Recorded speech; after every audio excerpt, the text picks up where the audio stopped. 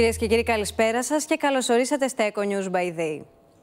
Η ηλεκτροκίνηση αναπτύσσεται ταχύτατα στη χώρα μας, δημιουργώντας νέες ανάγκες και προκλήσεις. Οι πωλήσεις των αμιγώς ηλεκτρικών και των plug-in υβριδικών αυτοκινήτων στην Ελλάδα ξεπέρασαν για πρώτη φορά την πώληση πετρελαιοκίνητων. Για 7η συνεχόμενη χρονιά, η Ελληνική Εταιρεία Ενεργειακής Οικονομίας διοργάνωσε το μεγαλύτερο συνέδριο για την ηλεκτροκίνηση στο Ελληνικό Μουσείο Αυτοκινήτου. Στο επίκεντρο της συζήτησης, μεταξύ άλλων, και το εμβληματικό πρόγραμμα EV4EU και η φόρτιση με την τεχνολογία Vehicle to Grid.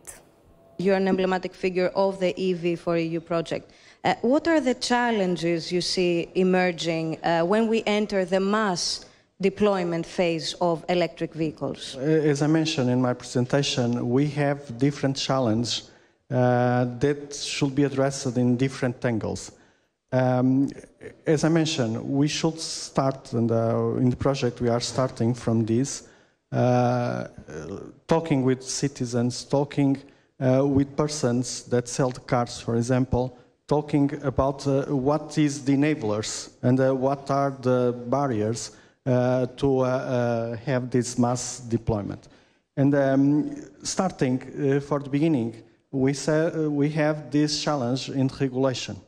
And sometimes the regulation imposes some limits in the use of these technologies.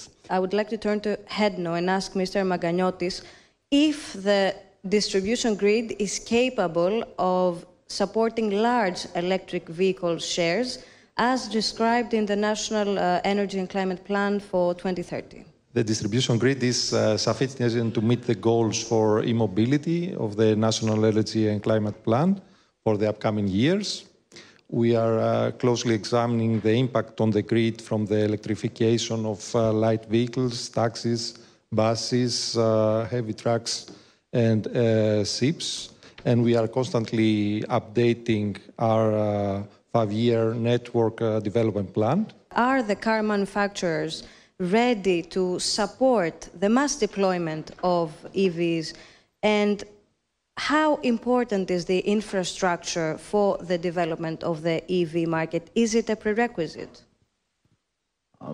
First of all, I think in Europe, all the big manufacturers are heavily investing on the electrification for the last 10 years.